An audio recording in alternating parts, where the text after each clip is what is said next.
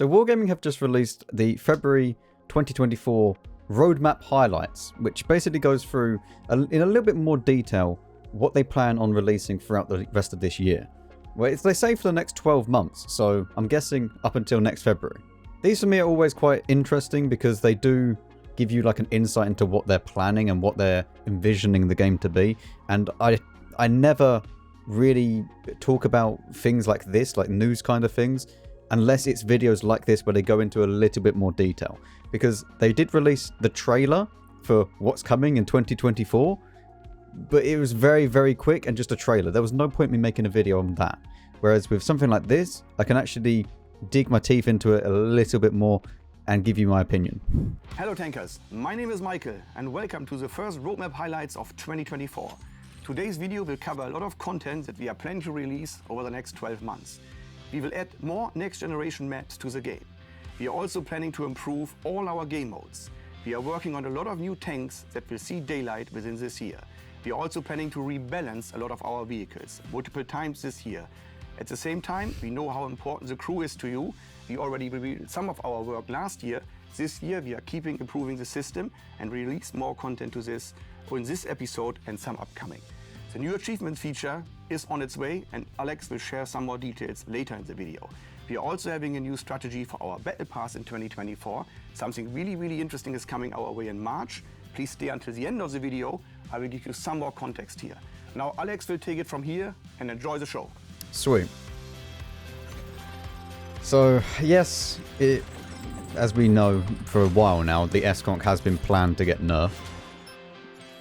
We'll just have to see what they say. I'm glad we're together again. 2023 saw the introduction of the first random events. Can I just say, obviously English isn't her first language, but in the previous roadmap videos, she was a little bit not used to camera, right? So it came across a bit robotic. It's starting to, you know, loosen up a little bit. It's nice. Like Zeppelin and train on Himmelsdorf. They made the game even more spectacular and added depth to the gameplay. And judging by your comments, you enjoyed them. That's why the list of random events will be significantly expanded this year. Okay. We plan to add new scenarios for 6 maps. Oh, Cliff. Cliff. Yeah, don't worry, I'm still going to ban it. It's fine. It's not going to change my map. No, thank you, Wargaming. That map is still on my blacklist. Karelia, Pilsen, Redshire, Siegfried Redshire. Line, and Malinovka. So uncultured. For example, on Siegfried Line, planes will bomb the town. This will affect the overall state of cover. On Malinovka, a plane crashes into the hill, hitting the windmill and creating new defensive and offensive opportunities. As you have seen so far, events will have an all of this is fine. battle conditions and create new tactical Also, Siegfried Line. Siegfried Line being changed is really, really good. Like the back of your hand. Siegfried Line is one of the most stale and boring maps that you can possibly get yourself into right now. Recon missions continue the idea of random events, making the game environment more interactive. Okay. We don't just want to test maps, but also the way players interact with them. The interactive environment in recon mission launches will allow players to interact with various elements of the map more actively. You'll be able to affect game objects more and adapt the environment to your liking. Don't know if I like that, to be fair. Something like that is cool, but the fire on the floor thing, I don't know. Also, they didn't say anything, but I hope they turn Marks of Excellence off for the recon missions, because it's so annoying. It used to be, when the recon missions were a thing, you could gain Marks of Excellence, and you would have basically just heavy tank maps. That was all that it was. You had Proc, you had Himmelsdorf, and Safe Haven, what was the other one? Ruinberg, right? So you have Safe Haven, Ruinberg, Himmelsdorf, and then Proc as well, which is quite good. All of them being heavy tank maps, you were basically just marking whatever you wanted in those. You could... It was like rigging marks. It was that easy to mark heavy tanks, because you were basically guaranteed only good maps. So please do not allow Marks of Excellence to be done in recon missions. It's so dumb. In 2024, you can expect continuous development to your beloved arcade cabinet. There'll be familiar night battles with modified view range and concealment parameters. You can count on experiencing an overwhelming display of fire, featuring the excitement and chaos of multi-barrel and salvo-firing tanks in aptly named Overwhelming Fire. Additionally, you can look forward to more lighthearted festive fun in the Winter Arcade at the end of the year. Yep. Of course, there will be new things you haven't seen before. So just We're fun game currently modes. researching different approaches to map design to make something very unusual and very arcade-like. We believe this work will allow us to bring you a fun game They experience. need more of and this, see like, tank you know, just gameplay in a fun messing new around light. game modes, right? Because in my opinion, Onslaught, right, is for the very, like, you know, it's meant to be the top of the top, and you know, if you're bad at the game, you're not going to go very far in Onslaught, and it's not a very casual, friendly game mode, right? And it shouldn't be. It's ranked. At the end of the day, it's meant to be for the best players, and you know, it's meant to be mood-inducing, which is what every single ranked mode is like. No matter what ranked you play, whether that be League, whether that be CS, Valorant, it doesn't matter. Ranked is always like mood-inducing and never for just casual play. So I feel like they do need to have some more of these game modes going on for people that aren't, you know, competitive-minded and just come home and just play the game for a little bit. You know, more of these game modes are good. Many people enjoy farming in Frontline, and so do I. Now we've made it even more interesting Which is available right now through this week, if you are interested. with the dynamic scenario system. Each scenario has a set of rules that can change the course of the battle. One of the 3 scenarios is assigned at the start of the battle. All of them affect So yeah, this is actually combat live reserves right now in a different way. for this Frontline Standard thing. battle means the usual Frontline rules, where combat reserves have their standard cooldown time. The operational support scenario accelerates the cooldown time for all combat reserves. This means more dynamic battles and more abilities being used. Finally, the Twist of Fate scenario allows you to pick one of 2 random reserves when you reach certain I don't really ranks. like the It Twist of adds Fate. an element of surprise and lets you create unexpected reserve combinations. We hope the scenario system adds some zest to every battle you I don't really play. like it because it's just more RNG, you know, but it's fun. Modes and events are just part of this year's content, but that's not all. 2 new tech tree branches are coming soon. Polish tank destroyers for close combat and Czechoslovakian light tanks with autocannons. The Polish tank destroyers not only share a visual and tactical resemblance to the Object 268 branch, but also embody the delicate balance between armor and mobility, coupled with formidable firepower. So if you've been looking at Super Test, you would already know a lot about these, maybe statistics-wise. Obviously, they could have changed by now, but you know that they basically change over distance, which I'm sure they're going to show in a some minute. distinctive features set them apart, such as a novel mechanic. The deep rifling of their guns is tailored for a specific shell type. The closer you are to the enemy, the higher the damage. At a distance of up to 50 meters, the gun will cause maximum damage. As the distance increases, the damage progressively diminishes. What is the point? I'm sorry, but like, what is the point? Like, I'm not gonna lie. Why would you play something like this when I could just go and play a 268 or a Gorilla or something else that is not gonna lose damage over distance, and it will do 750 over distance? I don't. They have to have another feature that makes it worthwhile, because this is useless. While these new tank destroyers may lack effectiveness in long-range engagements, they become truly devastating in close combat. The branch begins with the 25 TP and includes 6 vehicles that gradually unveil I am quite the worried unique about this, attributes and strengths of the new assault vehicles. because the problem is with that is they're going to have to either be completely busted, where you just can't pen them because they're going to have to fight on the front line to be effective, or they're just useless. So, I don't know. We'll have to wait and see. I'd love to tell you more about Czechoslovakian light tanks, but they're currently under active development. All I can say is that they will be armed with guns with an automatic firing mode. They should definitely offer something unusual. I can't wait for my EBR Panzer 1C. Oh, yes. Here we go. The main one everyone wants to see. Some tanks have been in the game for many years, and we haven't forgotten about them. The balance department is constantly working to improve the game's quality. And they have 2 rebalances for you this year. Now, we can tell you about the first one, which is 2 rebalances are coming this year. Coming this spring. So this spring, the S-Con, right? Will bring changes to 4 Tier 10 vehicles and their branches. The Super Conqueror. And their branches. Interesting. They're going to nerf the Churchills? Has been highly effective and hard to counter for a long time. We will keep its strengths, though planned changes will make it easier to play against. Okay, well, one second. What did he just get hit by? Though planned changes will make it easier to play against. So he lost 1,000.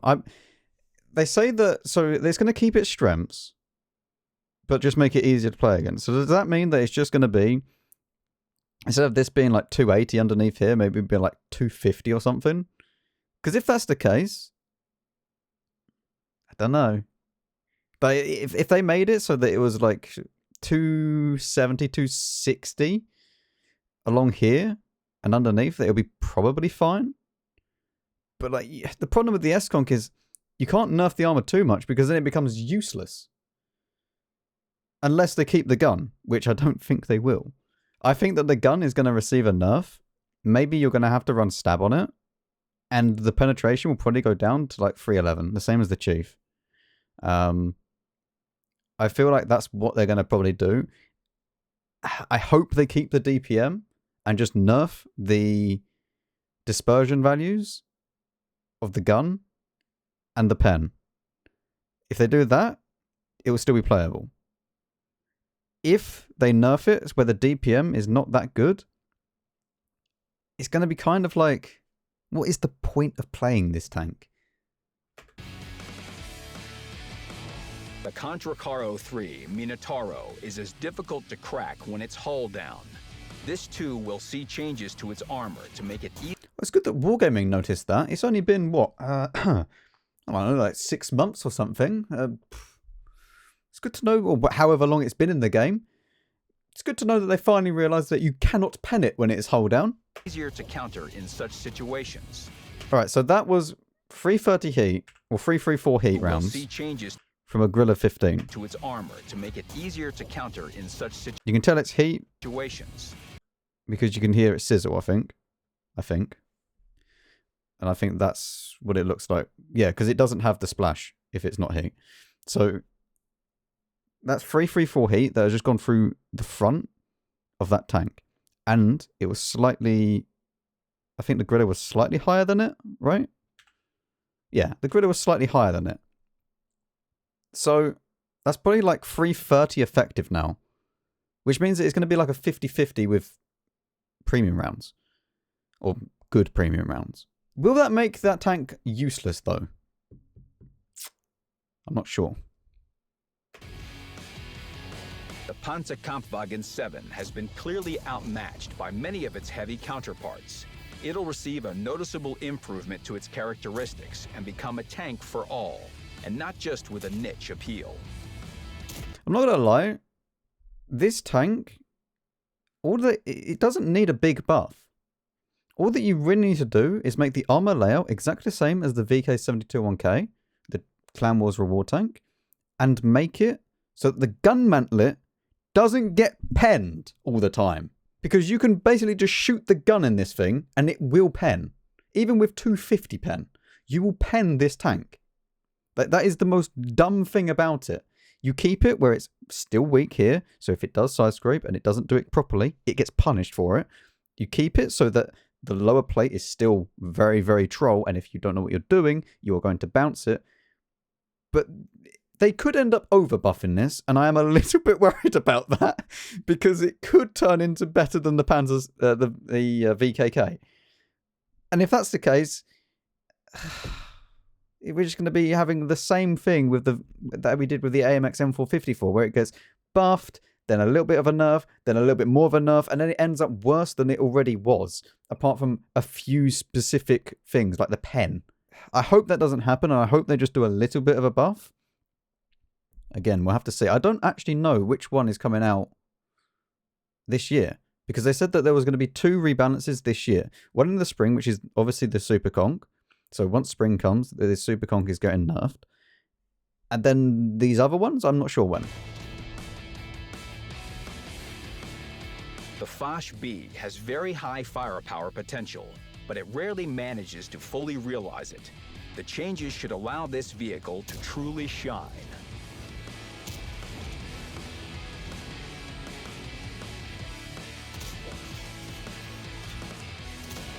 Okay, so it's still keeping the 6 rounds, right? Yeah, it's still keeping the 6-round autoloader. It's still keeping roughly the, what is it, 2.5 second inch clip or something. So it's still good. We'll just see. I'm guessing that it's got improved dispersion or something. We'll have to see what happens. I mean, the Foch B, I don't think anything's going to really change that tank. I don't think that tank is ever going to become truly OP unless they buff the gun massively. But even then, you can just shoot it and it's dead.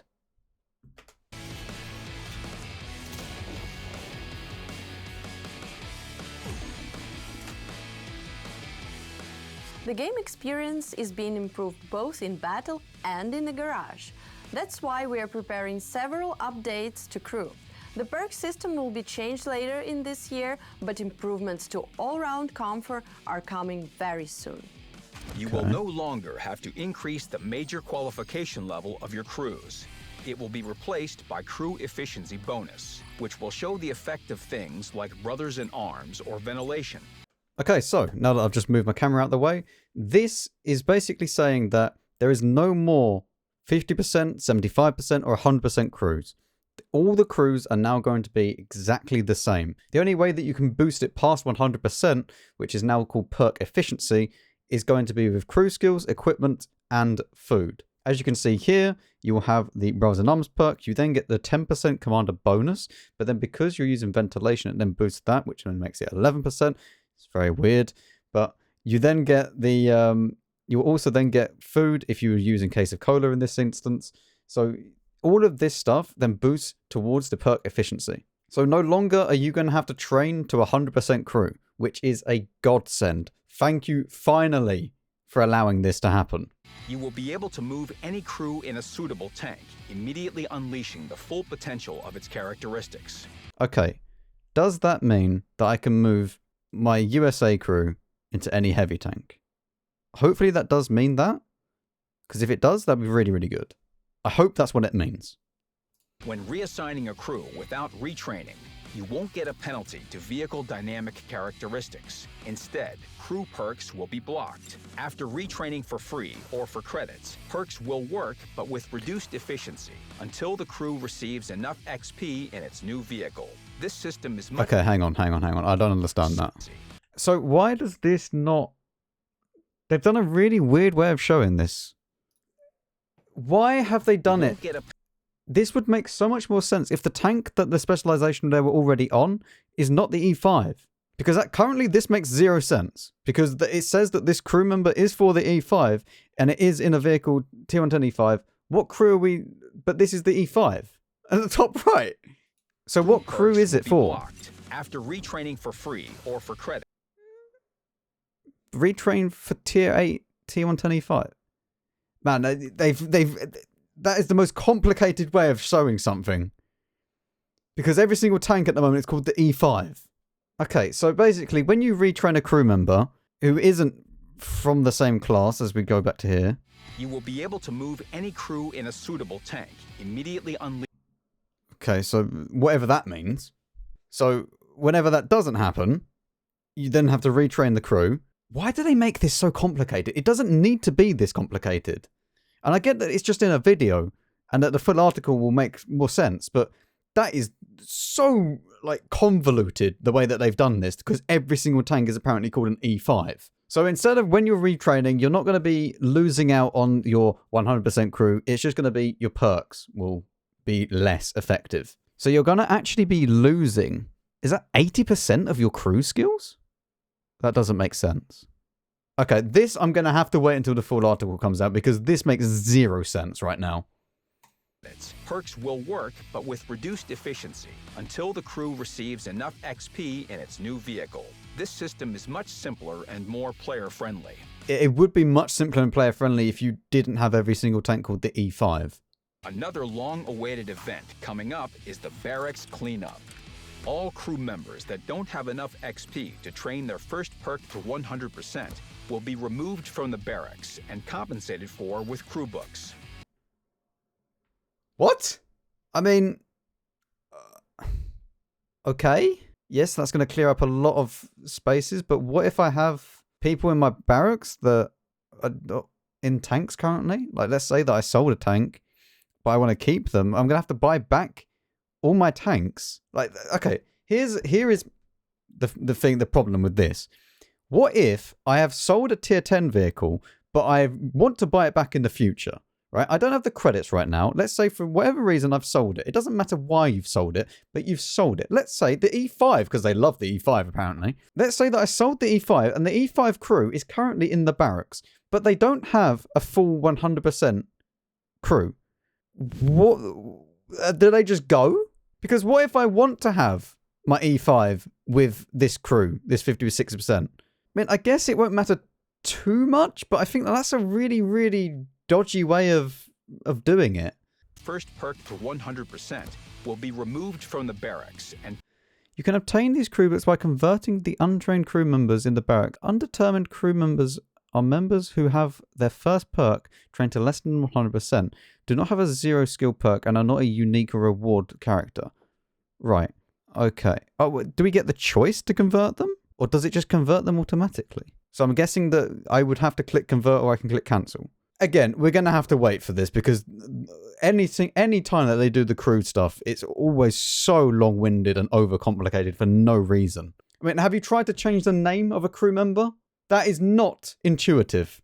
Compensated for with crew books. These will contain as much XP as the converted tankers had. And don't worry about special crew members like they celebrities. stay. You will keep them.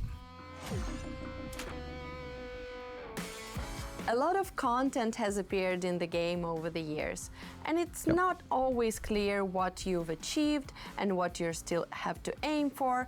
The new achievement system will help you with that. Eventually, it will cover many aspects of the game, but at first, it will focus on the most important one, the vehicles. This new achievement system will be of great help to tankers, both seasoned and new. Initially, there will be several sections. The first will be a record of all your researched vehicles of different types, including rare tanks. It's good that they're doing this, because you do actually already have this kind of achievement system, but they're just medals in the game. So for example, if you do research and purchase all Soviet vehicles, you just need to actually research them, I believe, at the time. At the time of making this video, you don't need to actually buy them. You'll get a medal for unlocking everything. Like, I have the medal for unlocking every single tank in the tech tree, even though that I don't have the Type 71.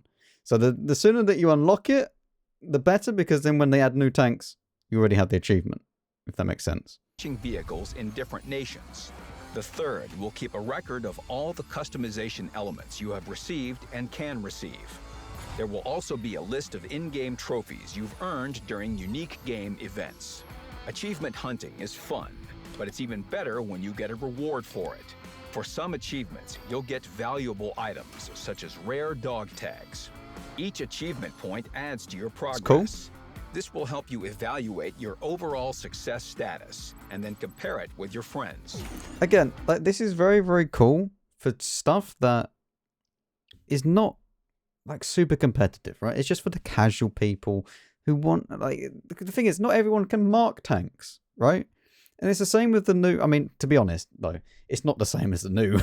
It's not the same as a new elite system because nobody cares about the elite system because it means nothing. It just means that you played the tank a lot. However, with stuff like this, the achievement, it gives something that the casual players can work towards at the end. Oh, everyone's favorite. More good news for you. A trial period will soon be available for WoT Plus. You will be able to check out its advantages for free. Gold reserve, an additional map exclusion slot, free demounting of equipment, intensive crew regimen, and a TS-54 for rent. Just so everybody knows, when that happens, wait 2 days, 3 days. You can then mark your TS-54 because the mark requirements will plummet off a cliff. So guys, now I want to talk a little bit about the Battle Pass. First news, it's gonna happen. We have actually 3 wonderful Battle Passes prepared for you for this year. First one is actually happening in March. I can't reveal right now what kind of collaboration we are working on. So we have March, so that'll be April, May. So March, April, May, June, July, August, September, October, November. So again, 9 months of Battle Pass, which then leads us up to December, which makes sense. And then we have holiday ops. That will make sense how it all happens. So if you are looking for Battle Passes, that's probably roughly the time scale. 3 months each, roughly. So you have a month for each stage. But it will be very, very interesting, and I hope you guys will enjoy it. The next one will be in June, dedicated to D-Day, an 80th anniversary that's actually happening this year. So we will have a dedicated Battle Pass chapter as part of the history, covering a lot of different beats regarding the D-Day or Normandy campaign. So wait, yeah, okay, that does actually make sense, yeah, because we have March, April, May, June, and yes. An 80th anniversary that's actually happening this year. So we will have a dedicated Battle Pass chapter as part of the history, covering a lot of different beats regarding the D-Day or Normandy campaign. And we have a last one towards the end of the year, which I can't tease too much of right now as well. But let me tell you that it's related to a very famous game mode, and we have something really, really good cooking. So thank you, and I hope you will enjoy it. 2 new Tier 9 special vehicles will be available in the Battle Pass store. The TT-130M is a Czechoslovakian heavy tank with jet boosters. You'll be able to accumulate tokens for it, starting in the first season. And the new main annual reward, TS-60, is a turreted tank destroyer with high damage per minute. Start saving up for them in the upcoming season. Now, it will Both be of these even tanks, easier for they're not super OP. They're pretty easy to deal with, at least if they've kept the stats that they have been running at the moment. So I really wouldn't be worried too much about them being OP. They look like they're pretty decent choices. So, and also, hopefully that means that the previous Battle Pass token tanks have been brought down. Everyone, 3 tokens from the collections will be added to the free progression. 1 token for each chapter. Additionally, the prices of all vehicles will be systematized. Starting with the next season, you'll be able to earn Battle Pass points in the Tier 4 and 5 vehicles. Wait. Prices of all vehicles will be systematized. I don't even know what that means. If someone's smarter than me, they can tell me what that means, let me know. Starting with the next season, you'll be able to earn Battle Pass points in the Tier 4 and 5 vehicles. The store, in addition to crew members and 3D styles of the previous seasons, will feature 2D customization. That's all for now. Thanks for staying with us. See you in the next episode of Roadmap Highlights. Cheers. Okay. It's good. Like, I'm not gonna lie, Wargaming have improved their production quality very, very well. Right? Their general, how their videos are made recently is super nice. Like, everything flows together nicely in here. You know, it's something that a lot of people just take for granted. But when you're making videos, like, this video would have taken them ages. Well, I mean, actually, they've probably got multiple people editing this video, so it would have taken me ages to do it. But yeah, the way that everything flows together nicely, you know, everything is clear, concise. It tells you what you need to know. And yeah, although that I don't agree with the S-Conk, I don't know, man. I really hope they don't kill it. I really hope they don't kill it. But we'll have to wait and see. Either way, if you want to watch another video, you can on the screen right now. I'll see you all in the next one.